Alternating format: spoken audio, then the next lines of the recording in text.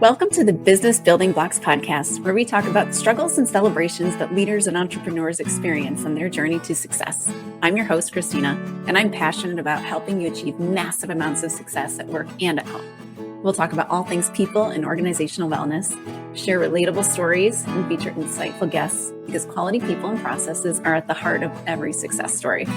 Ready to learn, grow, and have fun? Let's dive in. Hello and welcome to the Business Building Blocks podcast. I'm your host, Christina Schmidt. I've got a bit of a different episode for you this time around. Normally, I try to give you some very practical, very simple things to take away to go implement now. But I've had some internal thoughts. I've been listening to a lot of stuff, and I've been reaching out to my guest today to have some discussions around it. And I wanted to bring that to you because there are some things that aren't as clear and black and white as we would hope and love them to be in our hopes to keeping life simple. There are some things that just require some discussions. What we want to do today is bring you in on a discussion and get you thinking about something that you might want to take away to your team, or you might just want to reflect upon yourself, or just, say, you know what? No, thanks. Don't want to deal with that one right now, but wanted to bring you in on this enlightened discussion. So my guest today is Jenny Barkan.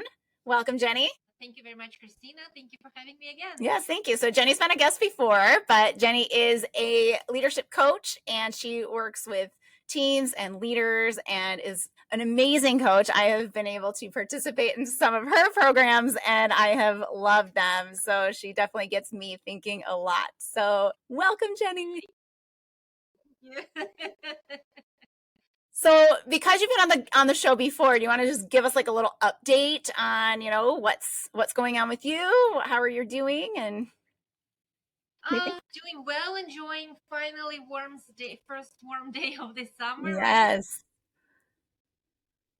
Busy with the coaching skills for leaders program that I finished writing with the collaboration last year, and I put two cohorts through that. And feedback, you were one of the participants, right? So yes, feedback was great. So it's a second edition already. Oh my goodness.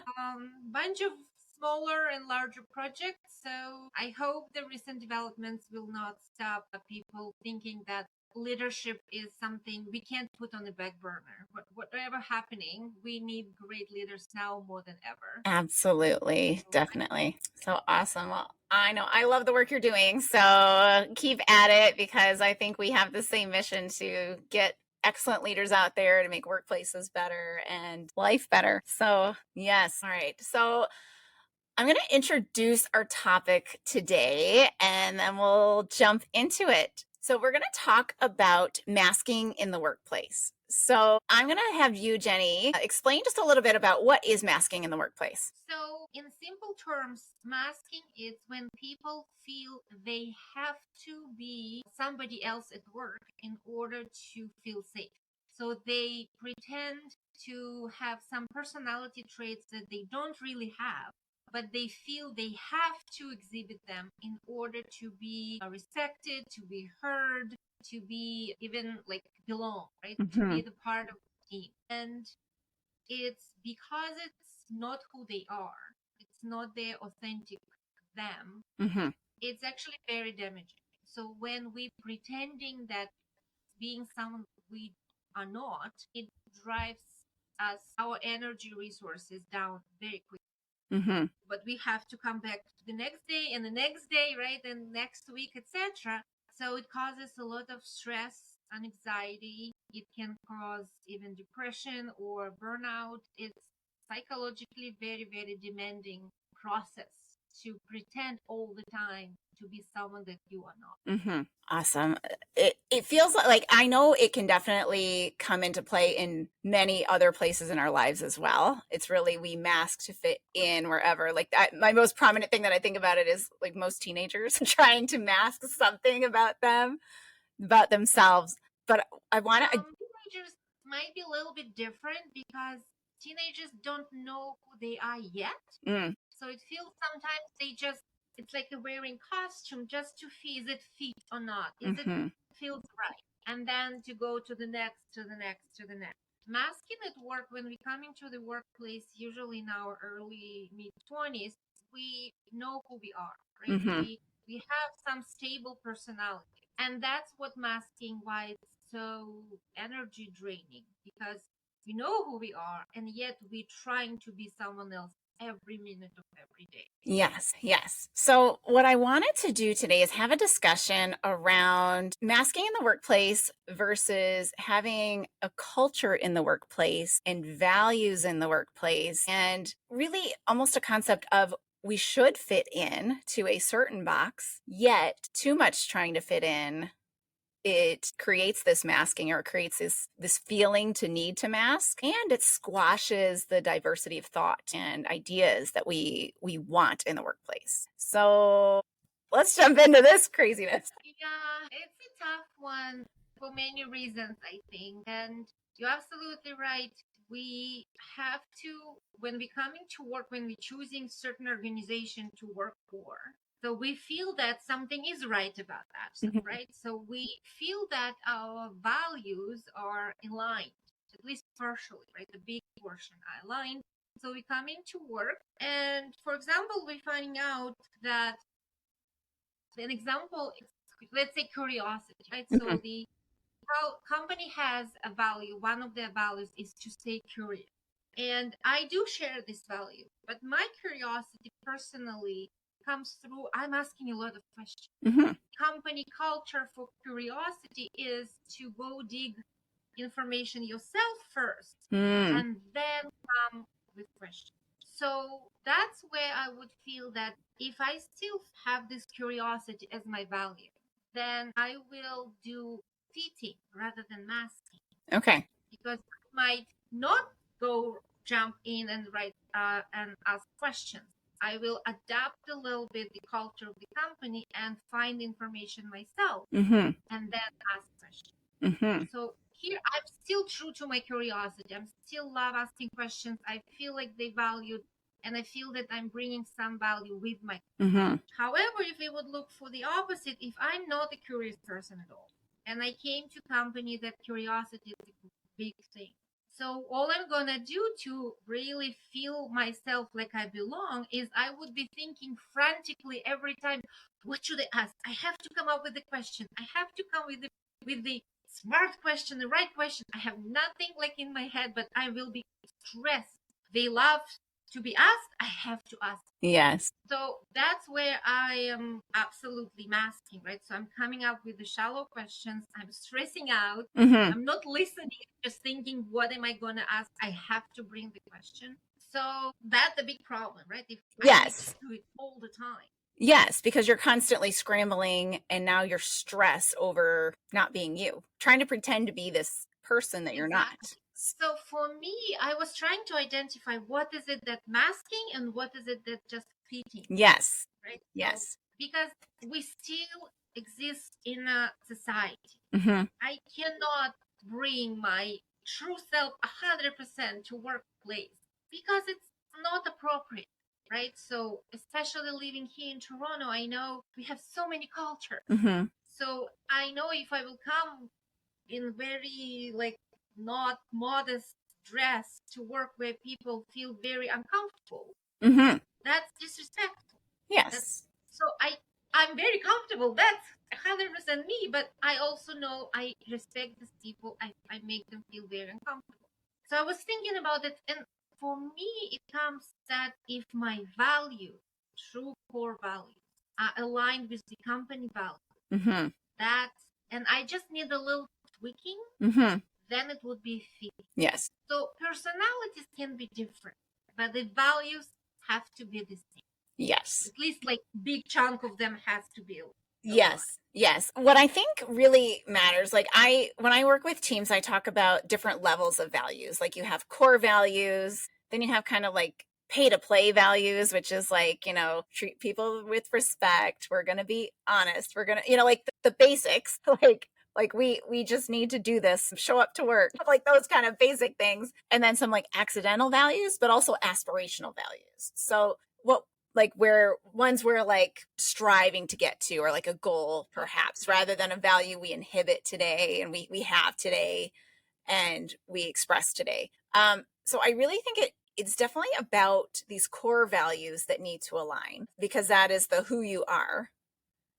And when they don't, that's a problem. But I feel like what I've seen is that a lot of companies don't really know their core values. And then a lot of people, myself included, don't, like when I was in my 20s coming in, I don't think I really knew my core values. So between this disconnect, I think that we can get maybe accidental masking because we're just trying to fit. Yeah, and I can see that definitely accidental or even a little bit intentional if person think that I really need the job. Yes. And I like the company overall. Mm-hmm. It's nothing against my beliefs, right? Completely. Mm-hmm. So, and I'm coming with the thinking that, first of all, I might know my values very deeply myself, or I might be very genuinely believe that I need this job more than I care about some of my values. So that's okay. I will deal with it later. Mm-hmm. Mm-hmm. And then when we settle in the reality, right? So now I have a job, now I have a salary, right? So, and the importance of values settling, like start getting more and more meaning. Yes. Yeah. I might realize, oops, I was hoping for fit, but it's really not happening. Yes. And I think what gets in the way there is that fear now creeps in of, okay, I've established myself like this. Something doesn't fit anymore. Now what do I do? Do I leap and try to find a new company? Do I change gears? Do I just stay and continue covering up and masking? Huge question, right? And Yeah. you're absolutely right that how many times in school or university you were asked, what are your values? Or what do you think you want your values to be? Mm-hmm. Never. No, never. At best, maybe it was like late night conversations after a couple of drinks. In philosophy class major, right? So, and how many times when you see the job descriptions everywhere, now I can see it a little bit our company values are. Mm-hmm. Mm-hmm. However, when they describing the ideal candidates, usually the education, the experience, the skills, etc. Mm-hmm. So very little about the values from the person. Mm-hmm.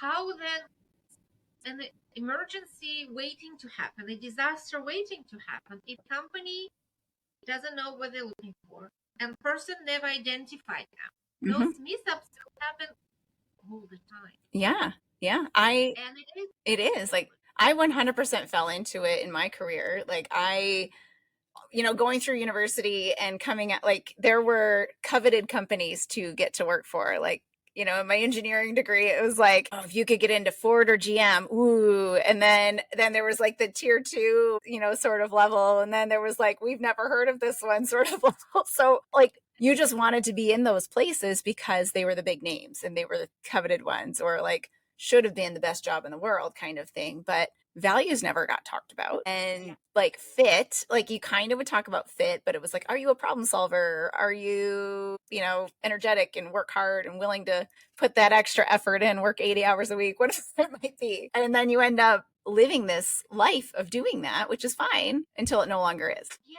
and I would agree that sometimes it's inevitable, right? So if somebody needs a job or a student the first job ever, right? If they were offered from Ford, right? So I can imagine hearing students going to GM or Ford. It's a dream come true, Yeah. right? So and they might put themselves in a position that and they start feeling that something is not quite matching. Mm-hmm. Oh, it's me. It's company has such a reputation. It's such a great place. It has to be me. Something Yes. wrong with me. Yes. So, and it's, I think, very important, especially for younger generation who, I don't like those, generational boxes.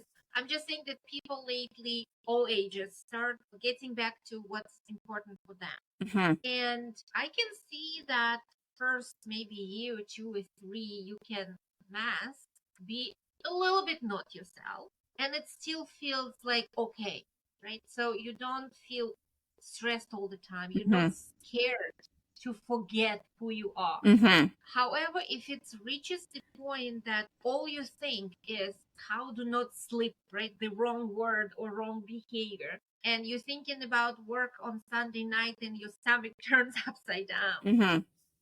and you feel like you're stepping on your own throat all the time. I think before it gets that bad, but you feel it's getting to that direction, it's time to decide what's more important. Yes. Yeah. Yeah. That's a good way to put it, because it's like at some point you will realize that there's a disconnect. And there are, I guess, a couple of paths. You can say, do I just start to be me and see what happens? Yeah. Right? Or do I, just go searching now?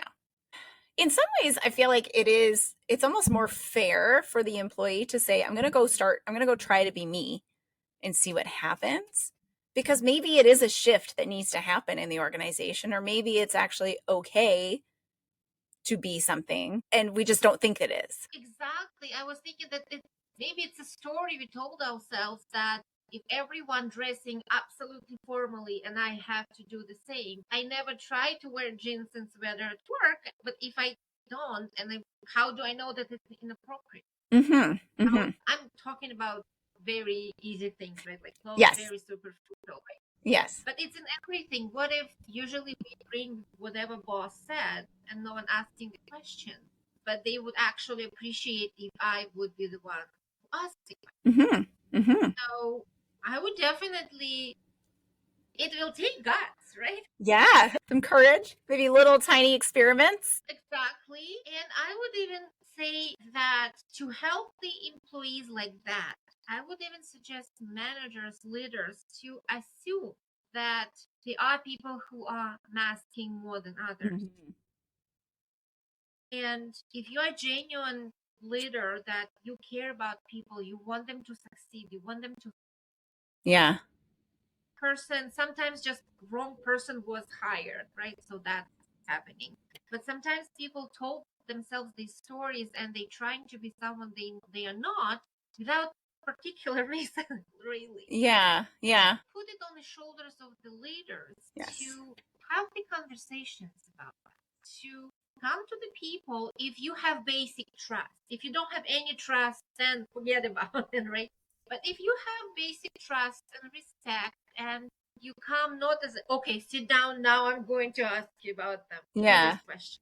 That's not a good thing. Yeah, definitely not. I just want to make sure, right, that you are thriving here, not just surviving. That's a good way to do it. I just want to make sure that you're good.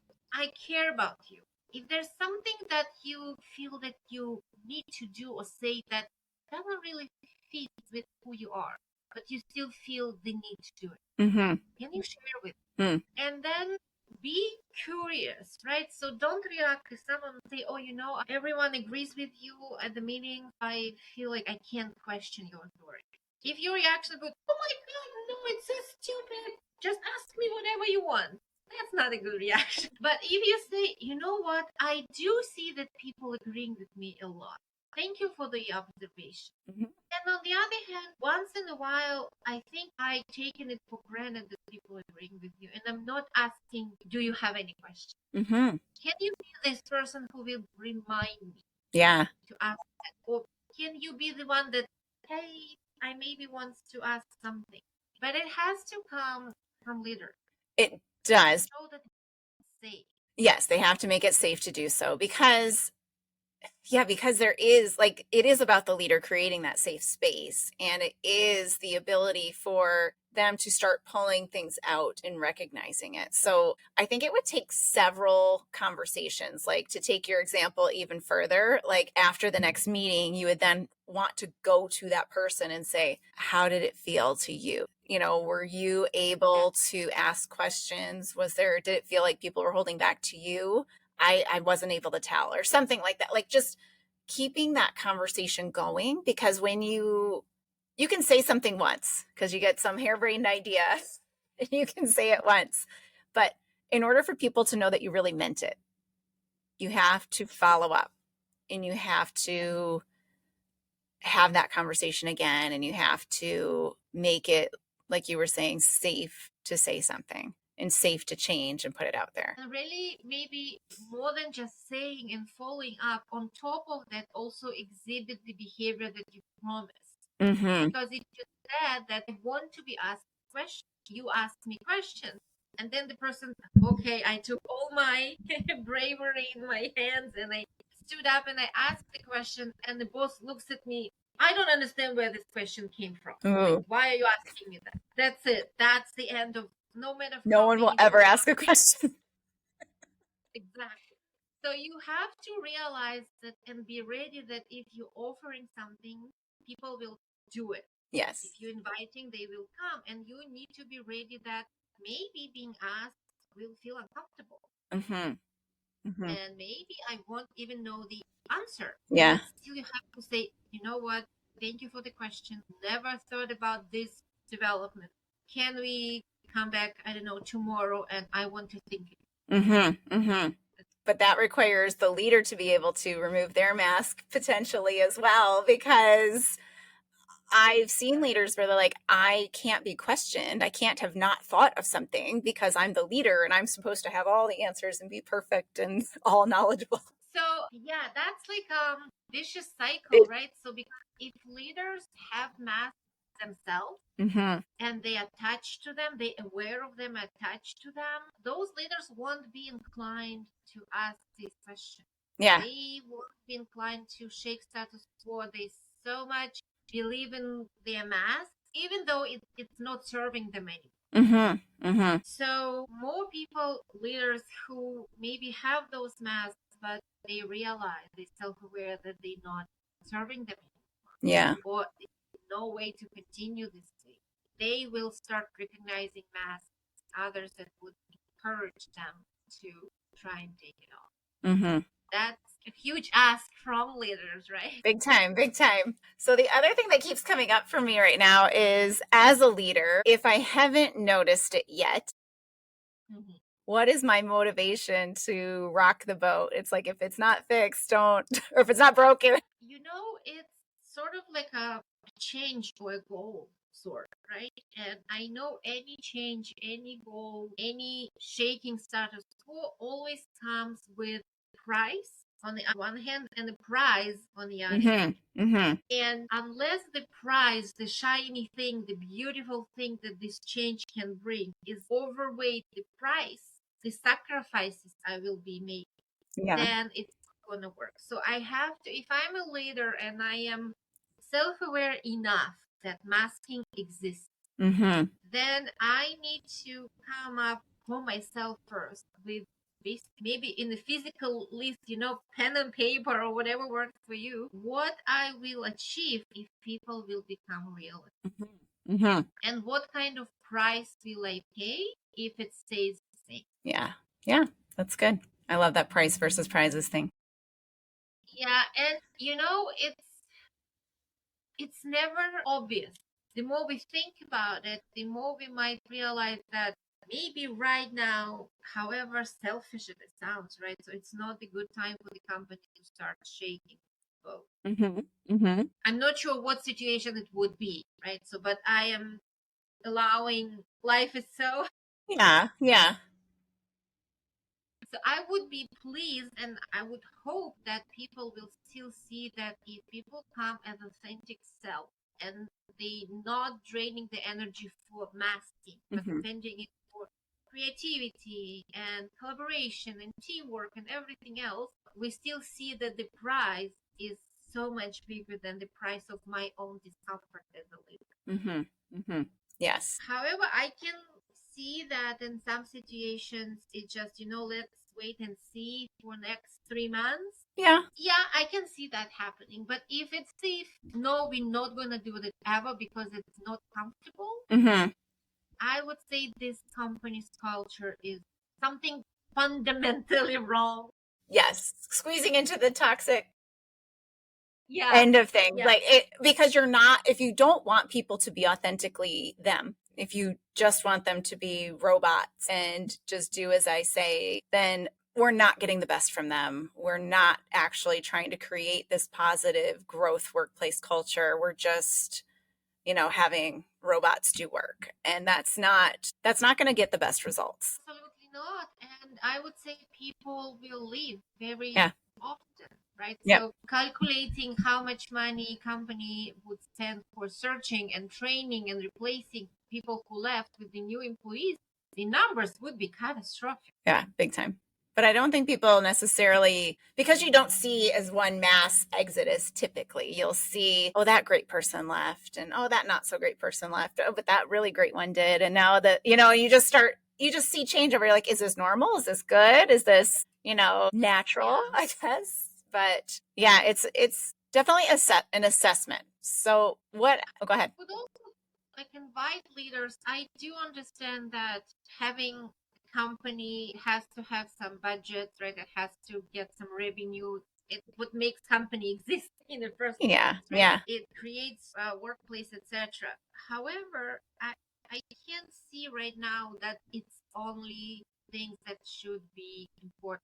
No matter how idealistic or philosophical it might sound, how we treat people, even those who leave our company, how they remember the place they work, who they will recommend to come instead of them, has to be on the leader's mind. Yes. Yeah, absolutely. I don't see another way to better society. And as a mother, I hope for the better society, right? For my children and for their children, etc. Are we close to a solution? I don't think so. It's a long road, I think. I would agree. And I think the main change has to start in when we start thinking about values and masking and all of that. Thinking about that at workplace is too late. Is what? Start thinking about people masking and how to fit, etc.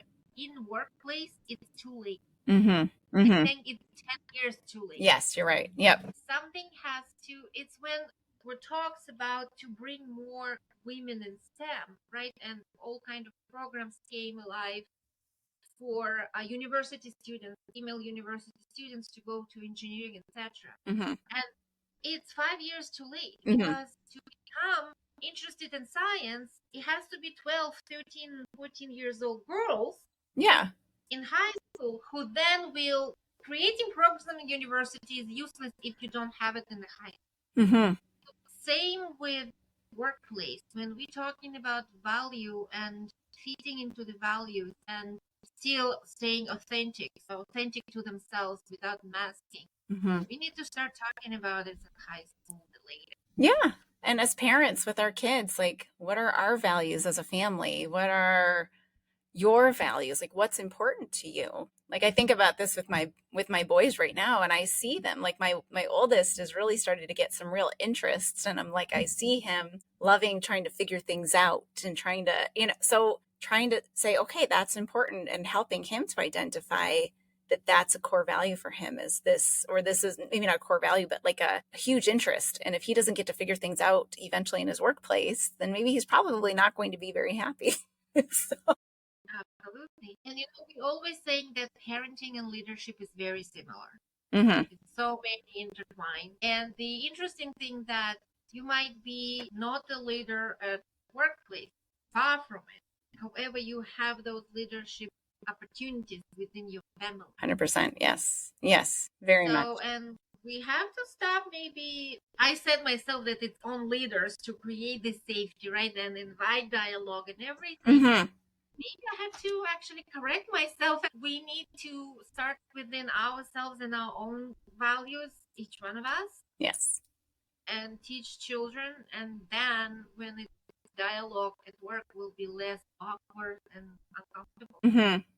I think it definitely, we all need to start, we need to identify that thing about ourselves, right? Like, we need to look at ourselves first. So practical takeaway, look at yourself, start to evaluate what your things are. But as a leader or a parent or a whatever, we can start slowly trying to bring some of that out in our team or in our children. Sometimes that starting with ourselves and that introspection with ourselves can allow us to identify something where we can be vulnerable, where we can say, I recognize this about me, and I wanted to share that with you, or Mr. Team Member, and, just wanted to ask, are you, and like, you can kind of share a little, and, it doesn't have to be a big, we're going to look at masking and see who's masking, it doesn't have to be a big project, but it's about deepening that layer of trust through a little bit of vulnerability. But ultimately, it has to start with inside yourself. Yeah, I think you're onto something, because the more you build those little blocks of relationship, the easier it would be for people to take this mask off. It kind of will be a natural next thing to do, because how safe you feel. Yes. Yeah, absolutely. But it has to start somewhere, right? We have to open the circle and put that's the starting point, right? So, Yes. and Yeah. leaders have a big say on that. Yes. All right. So I'm going to give everybody some homework. Okay. I want everybody, all my listeners, Jenny, you and me too. Okay. Let's just start thinking of ourselves, understanding where our value system is, and start to identify, are there times or are there places where I'm not able to show up as authentically me? And just start there. Then dig into why.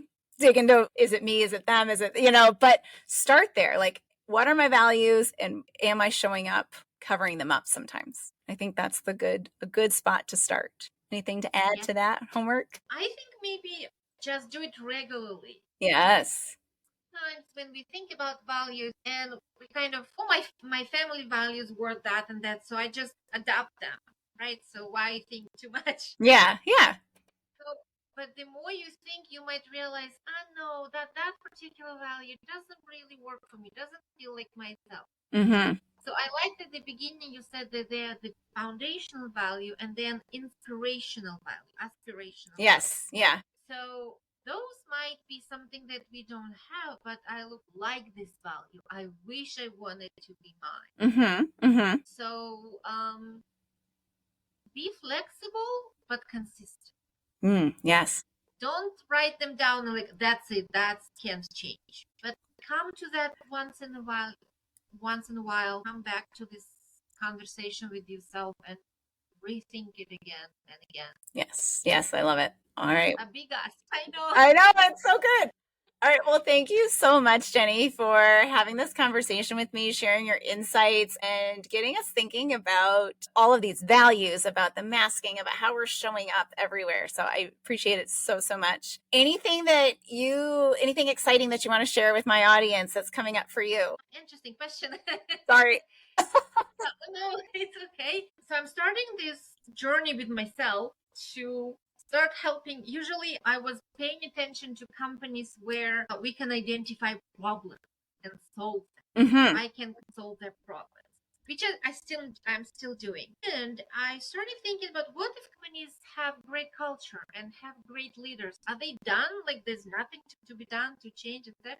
And I think that it's wrong. So for companies that have great culture and good leaders, it's tons to be done. And they are good here, but they can be even there. Yeah. So if someone is listening and they work for a great company that they feel the culture is wonderful, the leaders are attentive, but that still the results can be even better. So maybe we can talk. I want to pay attention to these organizations as well now. Excellent.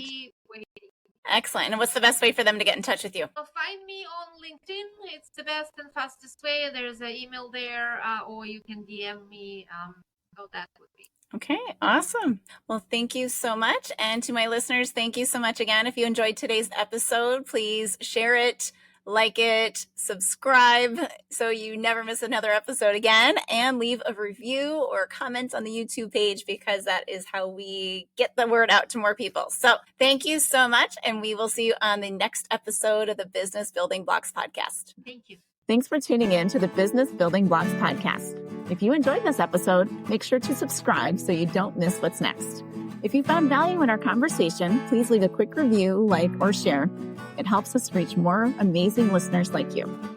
For more resources and insights, visit christinaschmidt.ca, where you can find tools and support to empower your leadership journey. Thanks again for listening, and we'll see you in the next episode.